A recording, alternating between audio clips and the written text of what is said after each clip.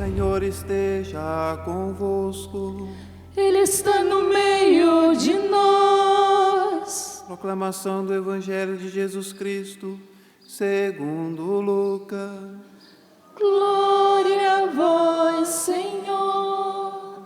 Naquele tempo, Jesus atravessava cidades e povoados, ensinando e prosseguindo o caminho para Jerusalém. Alguém lhe perguntou: Senhor, é verdade que são poucos os que se salvam? Jesus respondeu: Fazei todo esforço possível para entrar pela porta estreita, porque eu vos digo que muitos tentarão entrar e não conseguirão. Uma vez que o dono da casa se levantar e fechar a porta, vós, do lado de fora, começareis a bater, dizendo: Senhor, abre-nos a porta. Ele responderá: Não sei de onde sois. Então começareis a dizer: Nós comemos e bebemos diante de ti, e tu ensinastes em nossas praças. Ele, porém, responderá: Não sei de onde sois, afastai-vos de mim, todos vós que praticais a injustiça. Ali haverá choro e ranger de dentes, quando virdes Abraão, Isaque e Jacó, junto com todos os profetas no reino de Deus, e vós, porém, sendo lançados fora.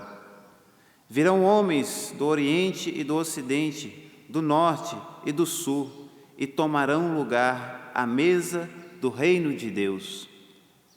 E assim, há últimos que serão primeiros, e primeiros que serão últimos. Palavra da salvação.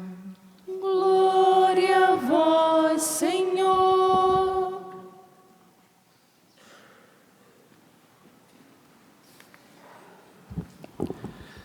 Caríssimo diácono Ângelo, caríssimos irmãos, nós temos a alegria de nos reunirmos em torno deste altar para celebrarmos o 21º domingo do tempo comum. E vale salientar que a vida do cristão não se dá se não for dentro da missa, a partir da missa. A missa é, por excelência, o lugar da transformação, do encontro. É o lugar da salvação. Por isso que a igreja, como mãe, aquela mãe que pega o filho pela mão e indica o caminho, depois de tanto falar, ela indica o caminho pegando na mão e diz assim: é aqui, ó. A mãe, igreja, nos dá como lei, como obrigação de todo cristão católico participar da Santa Missa todos os domingos. Por quê? Porque é necessidade do nosso coração. Deus nos trouxe aqui porque sabe da nossa necessidade e nós não somos capazes de caminhar sem Ele. Por isso que na missa, os nossos ouvidos precisam estar atentos. Se o nosso coração saber que aqui está o necessário para viver plenamente o que Deus quer para nós. E essa é a nossa felicidade. Por isso que a atitude do cristão na missa precisa ser atenta. O Padre Jonas sempre nos ensinou, né? Diante das Sagradas Escrituras, a nossa disposição precisa estar ativa e não passiva. Padre Jonas, que era também conhecido como o Padre Jonas da Bíblia, nos indicava que diante das leituras a gente precisava fazer a seguinte pergunta: o que Deus está falando para mim hoje? Por isso que diante da liturgia, a nossa atitude ativa e não passiva no Evangelho, na primeira leitura, na segunda leitura e no Salmo, precisa estar presente. E aqui, na liturgia deste domingo, Deus quer nos indicar o caminho.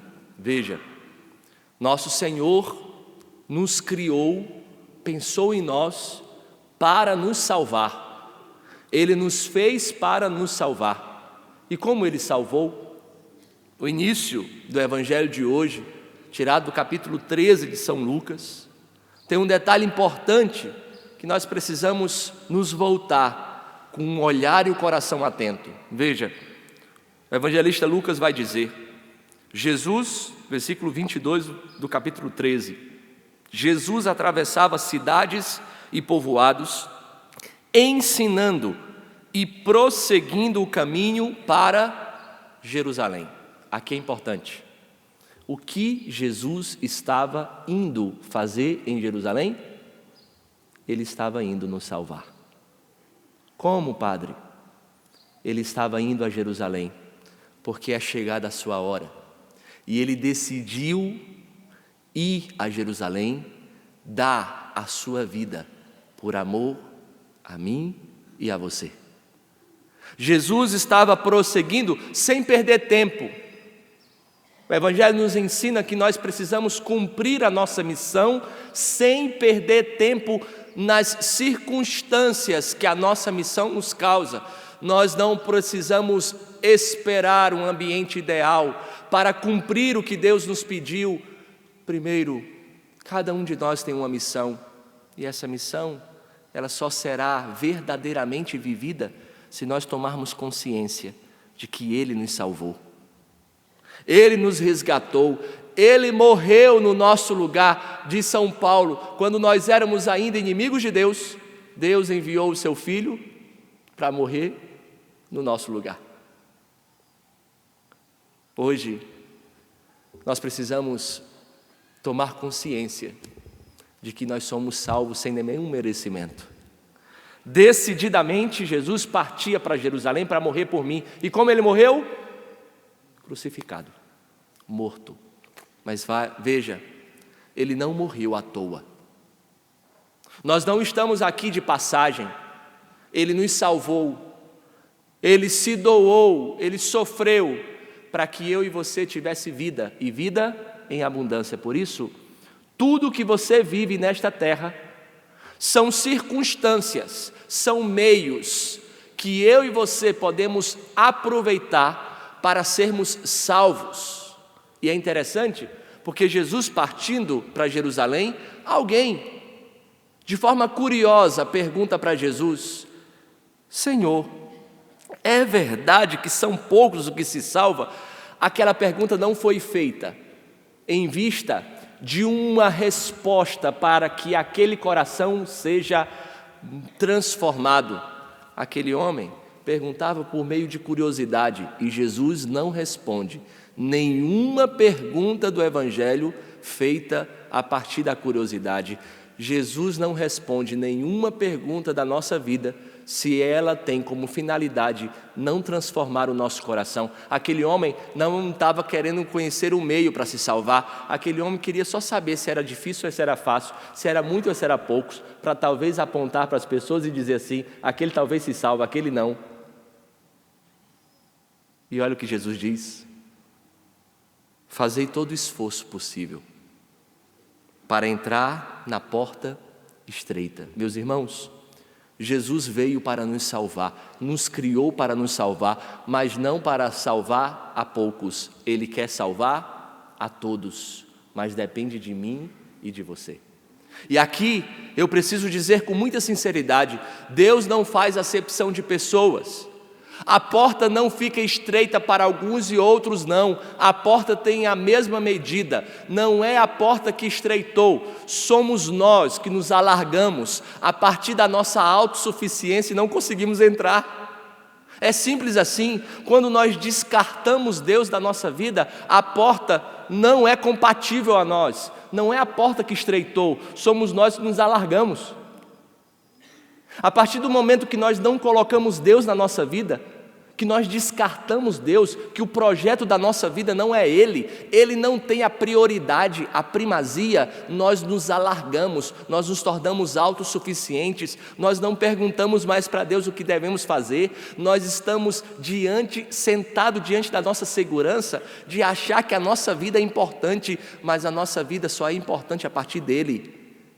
A mensagem que o Senhor quer trazer para mim e para você, meu irmão, não é que a porta estreitou.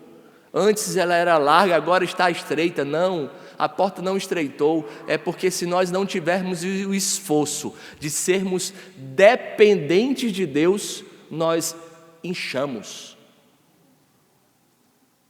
E quando nós inchamos da nossa autossuficiência e do nosso egoísmo, a porta é estreita, nós não vamos passar. E para isso, nós precisamos viver amigos da cruz que Deus nos dá. E eu queria encerrar falando que cada um de nós aqui nosso Senhor não enganou ninguém. Cada um de nós temos uma cruz a carregar, não é verdade? E se você não sabe qual é a sua cruz, eu preciso ser claro com você agora e dizer: cruz é tudo aquilo contrário à sua própria vontade que te acontece e você precisa viver. Deus nos visita não porque Ele quer nos ver sofrer, mas Ele permite o sofrimento, a fatalidade, a dor para nos fazer melhor, porque sabe que nós estamos inchados demais e precisamos, a partir da dor, do sofrimento, desinchar o coração e depender dEle, porque Ele é a salvação, não somos nós mesmos. É bonito ver na segunda leitura o autor sagrado dizermos para nós e nos recordarmos: meu filho, não desprezeis a educação do Senhor, não desanimeis quando Ele te repreende, pois o Senhor corrige a quem Ele ama. Tudo aquilo que é contrário à nossa própria vontade pode ser movimento, pode ser matéria-prima para diminuirmos o nosso coração e sermos capazes de adentrar a porta estreita e dizer: Senhor, salva-me. Nos acontecimentos da sua vida de dor, veja, se você verdadeiramente viveu bem, você se transformou numa pessoa extraordinária. Aquilo que você não era antes da dor, aquilo que você era antes do sofrimento. Por quê? Porque na hora da dor nós sabemos que nós somos pobres de espírito, nós só temos a Deus, e quando nós não temos solução humana, nós nos voltamos de todo o coração para nosso Senhor e dizemos: salva-me, Senhor. Tudo que você já passou, tudo que você irá passar, irá te fazer melhor. Eu encerro citando a carta aos Hebreus, quando ele diz assim: no momento mesmo, versículo 11 do capítulo 12, no momento mesmo, nenhuma correção, nenhuma dor parece alegrar, mas causa dor. Depois, porém, produz um fruto de paz e de justiça para aqueles que nela foram exercitados. Meus irmãos e minhas irmãs, Ele quer nos salvar, Ele quer que nós passamos pela porta estreita, mas por favor, não desperdice a sua cruz, não desperdice a sua dor, não fique no vitimismo, não se rebaixe, olhe para o alto e peça ajuda, porque Ele está com a mão esticada, querendo te levantar. Sabe qual é a diferença de nós, pobres mortais, para os santos já canonizados? É que os santos não desperdiçaram nada do que viveram. Eu e você ficamos chorando, nos vitimizando, achando que Deus está apenas nos castigando como um menino mimado e birrento. Hoje, Deus quer que nós capacitemos as nossas dores nele e assim paramos de ser autossuficientes e nos tornemos dependentes de Deus. Louvado seja o nosso Senhor Jesus Cristo. Professemos juntos a nossa fé. Creio em Deus Pai,